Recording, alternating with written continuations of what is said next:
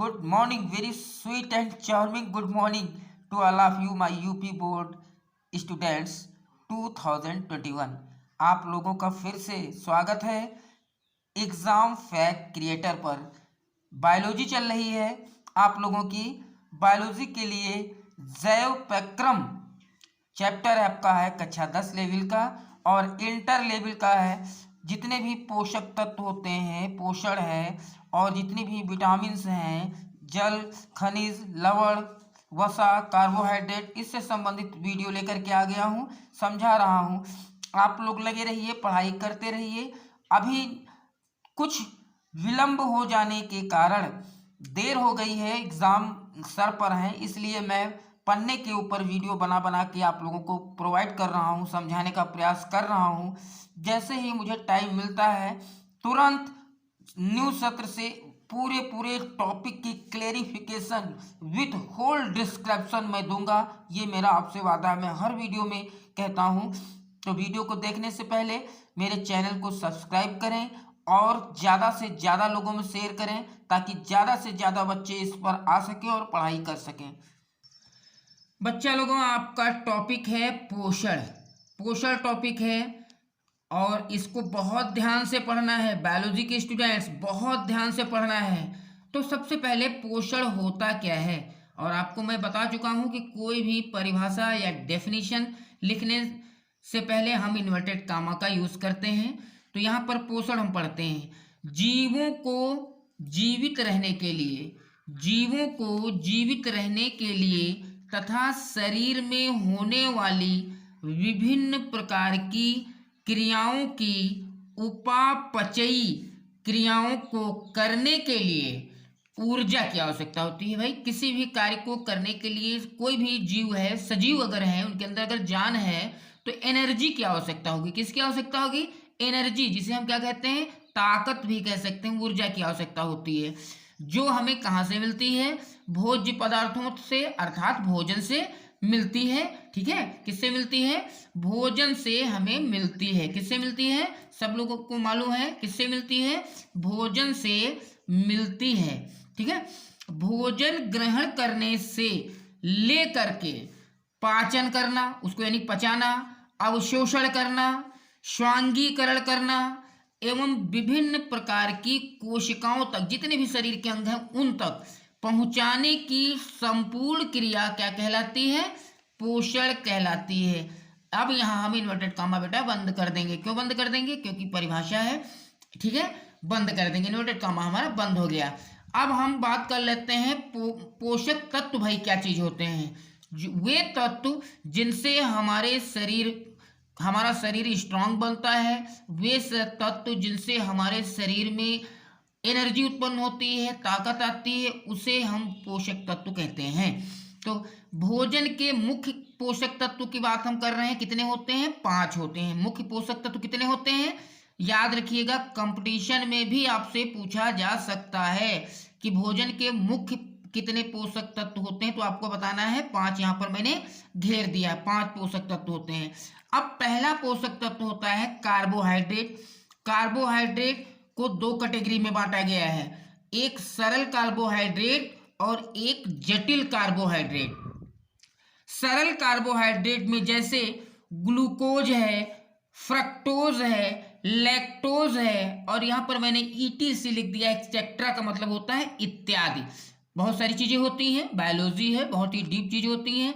But आप लोग high school intermediate के स्टूडेंट्स हैं, आप लोग को ये इतना मालूम होना चाहिए कि सरल पोषक तत्वों में कौन कौन सी चीजें आती हैं। अब बात कर लेते हैं जटिल पोषक तत्वों की। तो जटिल पोषक तत्व जो होते हैं ये कैसे मिलते हैं? ये मिलेंगे आलू से, चावल से, अरबी से, मक्का से, और बहुत सारी चीजें होती हैं जिससे हमको जटिल पोषक तत्वों में कार्बोहाइड्रेट के रूप में वो हमारे शरीर में आ जाता है। लेकिन हाँ, यहाँ पर हम बात करेंगे कि सरल पोषक तत्व जो होते हैं, जैसे ग्लूकोज वगैरह है, फ्रक्टोज है, लैक्टोज है, इनकी पूर्ति अगर हमें करना है शरीर में तो कैसे ये संभव है? तो इसके लिए हमने यहाँ पर एरो दे दी है, तीर दे दी है, ध्यान देना, तीर दे दी है। गन्ने में पाया जाता है, चुकंदर में पाया जाता है, खजूर होता है, और इत्यादि से हम कार्बोहाइड्रेट में सरल पोषक तत्वों यानी कार्बोहाइड्रेट के सरल सरल कार्बोहाइड्रेट को हम पा सकते हैं। इसके बाद में हमको हेडिंग डालना होगा, 5 तत्व मैंने बताए हैं, तो दूसरी हेडिंग होती है बेटा वसा। वसा जो होती है, वसा क्या होती है, शरीर में अतिरिक्त जो भोज्य पदार्थ होते हैं वसा के रूप में संग्रहित होते हैं और ऊर्जा प्रदान करते हैं, ताकत प्रदान करते हैं, एनर्जी प्रदान करते हैं। ये ताप नियंत्रण करने में सहायक होते हैं। ठीक है, तो वसाओं का जो निर्माण होता है कैसे होता है हमारे शरीर में, मक्खन से। किससे होता है, मक्खन से, पनीर खाने से, दूध, घी, बादाम, मूंगफली, सरसों का तेल, तिलहन वगैरह वगैरह जो भी कह लीजिए, इत्यादि में बहुत सारी चीजें होती हैं। ठीक है, तो आपको ये 2 भोजन के पोषक तत्व हो गए। तीसरा भोजन का पोषक तत्व आपका है प्रोटीन। अब प्रोटीन के बारे में भी हमको थोड़ा बहुत जानना जरूरी है। प्रोटीन, तो यहाँ पर मैंने लिखा है प्रोटीन जीन द्रव्य निर्माण करने, जीव द्रव्य है, सॉरी यहाँ पे जीव द्रव्य क्या है, जीव द्रव्य निर्माण करने वाला प्रमुख पदार्थ है। सबसे प्रमुख पदार्थ कौन सा है जीव द्रव्य निर्माण करने वाला, तो आपको बताना है कि प्रोटीन होते हैं। ये सभी प्रकार के एंजाइमों का निर्माण करते हैं। कार्बन, हाइड्रोजन, ऑक्सीजन व नाइट्रोजन प्रोटीन के निर्माण में भाग लेते हैं। याद रखिएगा कौन कौन सी चीजें, कार्बन, हाइड्रोजन, ऑक्सीजन व नाइट्रोजन, ये सब क्या करते हैं, प्रोटीन के निर्माण में भाग लेते हैं। प्रोटीन का एक अणु, ये क्वेश्चन बहुत ही बारीकी क्वेश्चन है, प्रोटीन का एक अणु कई अमीनो अम्लों से मिलकर बना होता है। बहुत छोटा होता है, कई अमीनो अम्ल से मिलकर बना होता है।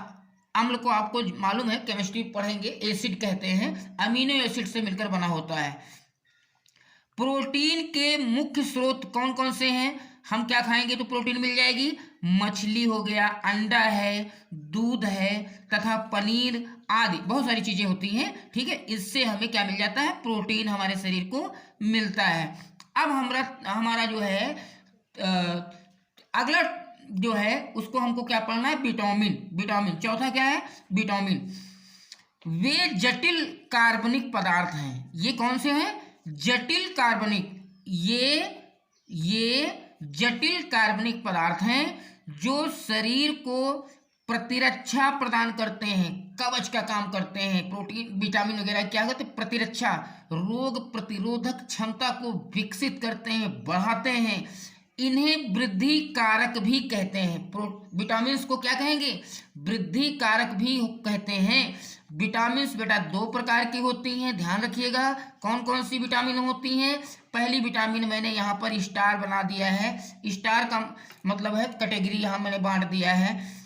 जल में यानी वाटर में सोल्यूबल यानी घुलनशील, अंग्रेजी मीडियम से नहीं पढ़ रहे हैं, हिंदी मीडियम से पढ़ रहे हैं, तो जल में घुलनशील विटामिन कौन कौन सी होती हैं, विटामिन बी और सी, 2 विटामिन ऐसी होती हैं जो जल में घुलनशील होती हैं, घुल जाती हैं आसानी से।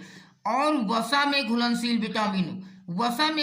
विटामिन होती हैं कौन कौन सी, ए, डी, ई, के, ये 4 विटामिन ऐसी होती हैं जो वसा में, फैट में, अंग्रेजी में समझना तो फैट में घुलनशील हो जाती हैं। इसके बाद में हम बात कर लेते हैं पोषक तत्वों के 5वें भाग पर।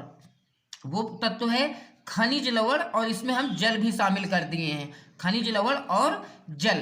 तो पानी का काम क्या होता है, यहाँ से हम एरो ले लेते हैं, समझ लेते हैं। ठीक है, यहाँ लिखा है मैंने, जल जीव द्रव्य का मुख्य भाग होता है। क्या होता है, भाग है, जीव द्रव्य का मुख्य भाग है। यह शरीर के ताप नियमन तथा पदार्थों के स्थानांतरण में भाग लेता है। इतना याद रहेगा, ज्यादा नहीं पढ़ना है, इतना याद रहेगा ना। जल जीव द्रव्य का मुख्य भाग है, यह शरीर के ताप नियमन तथा पदार्थों के स्थानांतरण में भाग लेता है। अब हम बात कर लेते हैं खनिज लवणों की। खनिज लवण हमारे शरीर में क्या काम करते हैं? ये जो है, इसमें जैसे कैल्शियम है तथा फास्फोरस है। ये कैल्शियम और फास्फोरस जो होते हैं, ये लोहा, हीमोग्लोबिन तथा आयोडीन थायरॉक्सिन के निर्माण में क्या होते हैं? सहायक होते हैं। कैल्शियम, फास्फोरस, ठीक है, ये किसमें सहायक होते हैं? लोहा, हीमोग्लोबिन तथा आयोडीन थायरॉक्सिन के निर्माण में सहायक होते हैं। तो बच्चा लोगों, ये आप पढ़ लीजिएगा, बहुत ही इंपॉर्टेंट चीज है, बहुत ही जबरदस्त चीज है। आप पढ़ते रहिए, लगे रहिए, मेहनत करते रहिए, मेरे साथ आगे बढ़ते रहिए।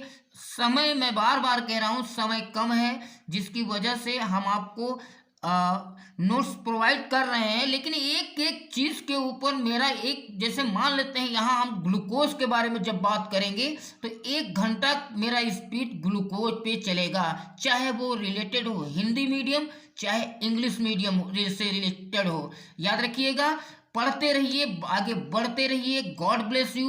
ऊपर वाला करे, भगवान करे, अल्लाह करे, ठीक है, कि आप अच्छे से अच्छे अंक लाने में कामयाब हो।